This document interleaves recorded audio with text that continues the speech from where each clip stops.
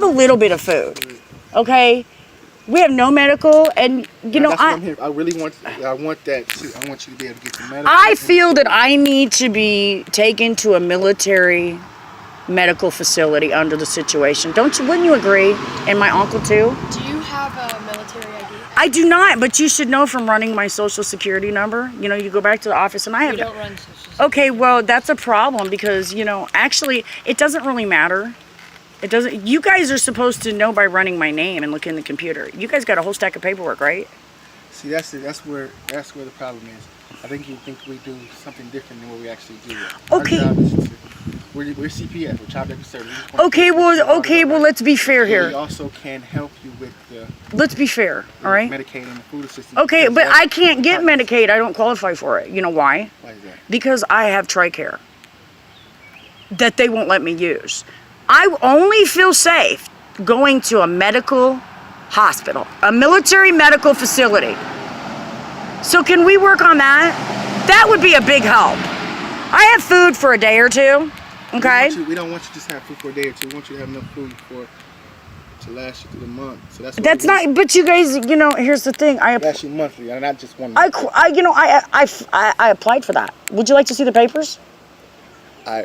This is the thing. We're CPS, but we can get the paperwork you need, and we can get it pushed along and give it to the right people. I already did the paperwork. I know, because sometimes, you know, on the internet, you know, something. No, they did a hearing, dude. And I told them, I mailed them a letter, and I told them, I called them and said, hey, you know, I fear for my safety from you guys. Not from you personally. No, not me. From this Cass County Department of Human Services office. Can you understand why? Yeah, but you don't have to fear for the safety from us. But I fear for I fear that if I walk in there, that I'm going to be politically drugged through the mud. Can you understand why I feel that way? We're not going to drug. But see, here's, you know, because, you know, what happened to me constitutes actions from a police state. Not to be funny with you, but it does. And so I fear for my safety. I'm shaking just sitting here with you guys. I know you guys haven't done anything to me personally, but what it puts me through just to sit here with a DHS worker is excruciating. And that's not what we're here for. I came because I thought maybe. I pray on it because I hope I pray enough that it'll go away. So, is that your vehicle? Yes, it is. It has no battery, and you know it's really not safe for me to drive. Oh no, hold on. Let me. Go ahead. And that's the license plate is in your name, correct? Yeah, but it's my uncle's car. Okay. Which is legal. Is the handicap on there for you or it's for all of us. Okay. So it's for all of us. The reason I'm asking is because you said, you know, you have some medical problems and stuff. So obviously you have to show documentation to get. That's right. So do you have documentation that you know, with the mental health and all of the stuff that you have? Yes, it's on my phone. You know, I've got a big stack of papers that show. Okay. Would you sign a medical release so we can get that information? Yeah, go ahead. Hand it to me and I'll do that. Yes, please. We're trying to help you as much as we Yes, that's a start. Really here, Alvin. Boo, can you come and be cameraman? Let me just explain. Can you come and play cameraman for me? Because I want to make sure we get all this. These nice people are actually trying to help us. We have a limited amount of power. I understand that. What our most powerful thing we can do is get you, we try to get you that food assistance and that Medicaid. Okay, the medical, here's the thing again. I'm going to explain this to you. The medical, no, neither me, my child, nor my uncle. Because see, I have a power of attorney for my uncle. Okay, so none of us are willing to go to a regular facility. We want to be taken to a military medical facility when you guys are able to get us there. So you don't want medic? You don't want? I can't use it because it will help if something happens. God forbid, if something happens to. I would love to have Medicaid, but do you think they're going to give it to me and I qualify for TRICARE? I'm supposed to have TRICARE. See, here's the dilemma. And you know what the best thing will be is for us to. For us to see. Like I want it because I believe what you're saying. And everything you're saying could be totally true. But as far as that, I want to know. Like I want to know truth too. Like, is something wrong? Are we doing something wrong? Because if we put all the paperwork in the right way, whether you'll. Okay. Put all the paperwork in the right way if you'll get it or not, and then I can see whether we're falling short on something. And I would, we need to drain the swamp. We have to fix these problems. I don't want to see anybody ever have to go through this again, and I want to do it peaceably. Do you understand? I'm not a violent person. I'm a Christian, and I repent. You know, I'm praying every day. I'm trying. You know, I'm repenting and going through all that. You know, honest, and that's important to me. It's important to me that we see this happen peaceably, because I don't want anybody else to get hurt. You know, and that you just have no idea.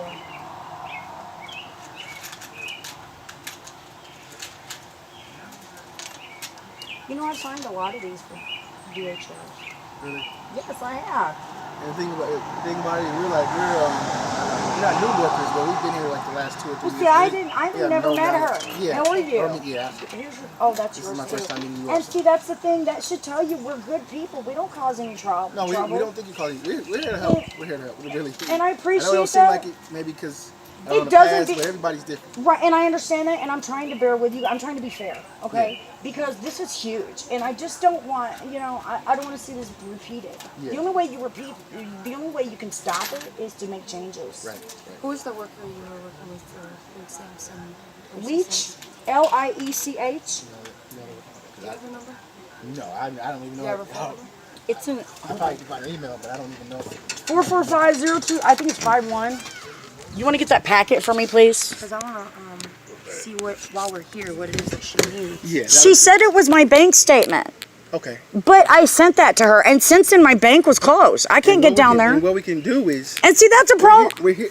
Oh, I know it's a problem. I understand that. What we can do is we can get that from you, or you say it's closed. You can't. They closed my bank account, and I'm having a problem with the bank too, with my uncle. And I tried to tell. What you just say? You don't have a bank account? No, with my uncle's bank account. Oh. They are taking money from his bank. No, it was that big thing I got in the mail yesterday. It's on that clipboard on top of the thing up there, on the toaster oven. But I see, I lost my train of thought. So we were talking about bank statement and bank close. Oh yes. Well, in the course of this, they're doing a bunch of stuff with my uncle. They keep adding overdraft fees that aren't legal. And yeah, but you know, now because of that, they've taken like $3,000 from his account, and then they took my son's Social Security check. This is Fifth Third down here now. They didn't even tell me that my bank account was closed. They took my son's check, his SSI check, and kept it. After they closed the bank, they looked him in his face. Oh, yeah, that's not good. That's illegal, isn't it? Because if it wasn't for that, we'd actually have money for food. I'm not trying to be funny with you, but can you understand that? We would have money for food. I know the overdraft fees, and I get those, and they're horrible, and you end up paying a lot of money that, well, it's over, and they tried to say that we had, but see, he's supposed to have overdraft. What? I think it is. I think it is. But the overdraft fees, here's the problem with that. We never did anything to cause them.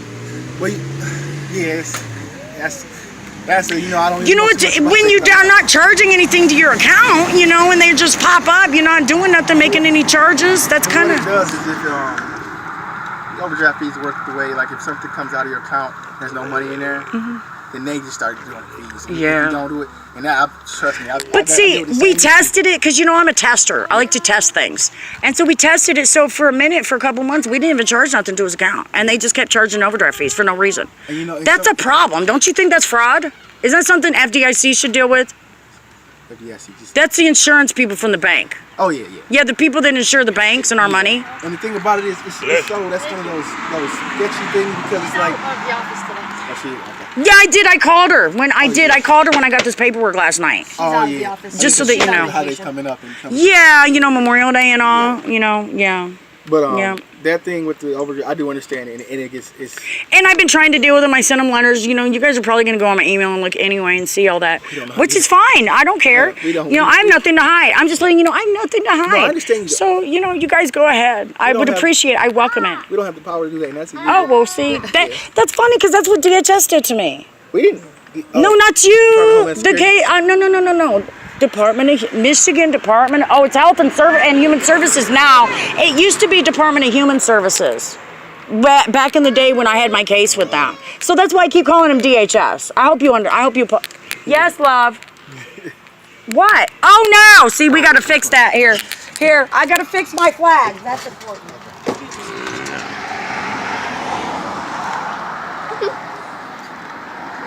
What was you trying to say? Who flag down? Who flag did fall down? It was an accident. Yeah, it was an accident. We back the blue and first responders. We can't have that. I understand. Oh yeah, that's like DHS. We go by DHHS and then. Now and you say, do, but back then it was DHS. Oh yeah, I Okay, you know they've changed their name about 50 times in the last 15 years, haven't they? Haven't they, brother? Yeah. DHS, I thought you were talking about Department of No, why would I say? Well, I know there's stuff involving military. Yeah, because there's stuff involving military stuff in this. It's pretty serious. Yeah, so but that's not what I was talking about anytime I ever said that. What I was talking about was Department of Human Services, which we call DHS for short. You know. Okay, just so that you guys are aware. And we don't have access. We can't go into your emails. We can probably look at your emails if you gave us permission and right there and showed us, but we can't. Well, I'm fine with that. I have nothing to hide. I want you guys to understand that. We don't even want to do that. Okay. We're just here to help you. We're not trying to find out anything. Well, that's what they did before. You know, they went through all of my stuff, and some of it was probably because they had that Rich has that guardianship. So you know, I assume that he used that in order to let them do that. Oh. So, you know, which is still, you know, when you're not being informed of things, isn't that? Yeah, we inform you of everything. We're going See, they didn't do that. We signed forms. So, you know. They went behind my back and talked to teachers and did all kinds of crazy little things. You know, it's funny because I filed my taxes, just to give you an idea, okay? I filed my taxes after I moved back from Washington State. Do you know they had declared me dead? Oh, wow. Yeah, they gave my son's father my W-2s. Wow. And declared me. I had to go through a crap load of paperwork with the IRS so that they would accept that I was living again. So they got it all straight. And it took a long time. By the time they settled that, my second child was born. Yeah, and you know it's good that they do that though because they have to go through all that stuff because they want to make sure that nobody's faking their death and things like that. Yeah, but that's kind of shocking, don't you think? That's a little scary. Well, it happened. But that also happened at the time that they had that Hillary Clinton was going through and messing with the victims from Bill Clinton through that. Oh, yeah. Yeah, you know, with the IRS. I'm not too familiar with it. I am. You know, I'm a Navy brat. You know, we keep up on those things. I forgot about that, yeah. You know how we're supposed to, because, you know, you just never know what's going to happen. Yeah. Anyway, I'm grateful for you guys stopping by. Yeah, we just want to help. We want to get you the try to get the food assistance and that Medicaid rolling. So we're going to you know, she's out today and then Monday's no work. Right. But Tuesday. But here, you know, I'm really concerned about our safety. I just want you guys to know that, okay? Even, I mean, I'm not from you personally, but there's a lot of stuff involved in this that gives me cause to feel for my safety. But you know. Well, Jen wants to help you too. I spoke with Jen. Who's doing all this for you, and she's. God bless you. Have a blessed day. So she is. I talked to her.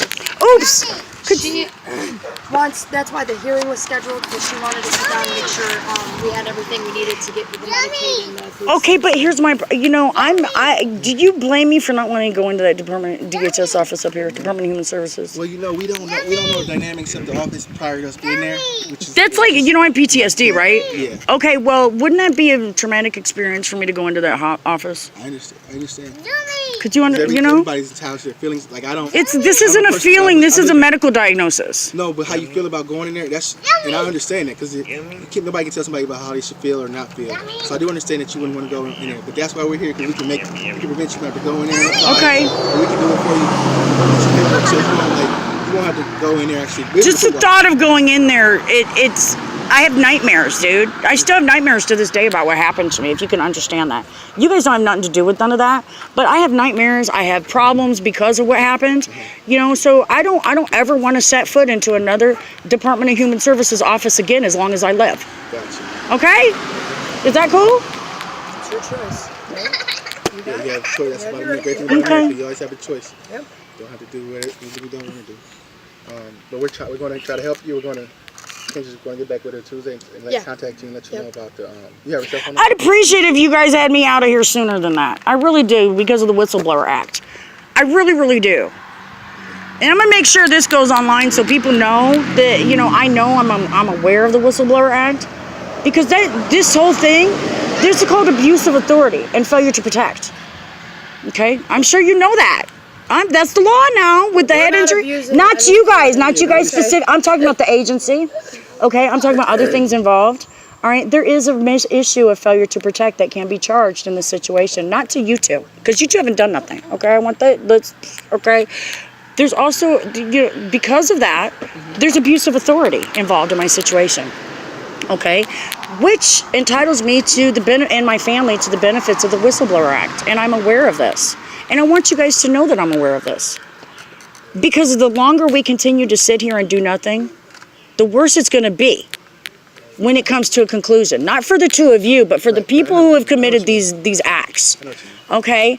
Now, I'm going to kindly remind you that my husband is the president of Project Veritas. And so don't you could just imagine what he's thinking right now. I just want to, they expose corruption. Oh yeah. Okay. So throughout of our, yes, that is my common law husband. Okay. Does he live here? His mother stays here in Michigan. Okay. He lives in New York though. Okay. How often do you see him? I don't know. I can't tell you. Gotcha. Because I have amnesia, you know. So that's kind of scary. So how long were you guys together for it to become? We got married in 1991, so I think it's pretty much a sealed deal. Okay. And there's never been a divorce. And considering the military knew about it and it was in my paperwork, and also the state knew about it, that creates a problem, don't you think? Are you guys living here? God bless you. We've lived here in Michigan, but not together. It doesn't matter. He's my common law husband. Do you know what that means? Michigan has to honor that. You know that's the law, right? Michigan must honor common law marriage. It's part of their constitution, or their laws. Not constitution, but their laws. And I know that for a fact because I went and looked it up. So it doesn't matter what our relationship is. We got married, we swore on the Bible to be with each other till death did we part in 1991, and that we would get together in the end eventually. That's what a common law marriage is, okay, in the state of California. We swore that we intended to come together as husband and wife before death do us part. You guys got married in California? Yes, we did, and it was documented by the California Juvenile Court. Yeah, here's something else too that might be that I think is kind of funny. Do you know that a state-paid counselor, witnessed our marriage? Oh yeah. Yeah, and I was a minor at the time. Yeah, so could you imagine what Dianne Feinstein thinks of that? How old were you? I was 17 years old, and I was a ward of the state. Could you imagine what Dianne Feinstein is thinking of that? That's kind of funny, don't you think? Yeah. I don't think it's funny. No, I know what you were being. I was, yeah. You know, I have a habit of doing that because I've been through so much. That's my defense mechanism. Okay. Okay. All right. So we cool for the moment? Yeah. I wish you guys could get to that Whistleblower Act a little sooner than Tuesday. Could we try to do that today? Within the next 24 hours? Can you try? Can you at least tell me you'll try? Because I can dig that. I'm going to look and find more information about it. Okay. I'm not too familiar with it, but I'm going to... Can I give you a word of advice? Yes, ma'am. Could you please contact either the Michigan Attorney General or the Department of Justice? Okay. Could you do that for me, please? And tell them that I asked you. I've got to tell them I have a video asking you guys to contact them. Okay? All right.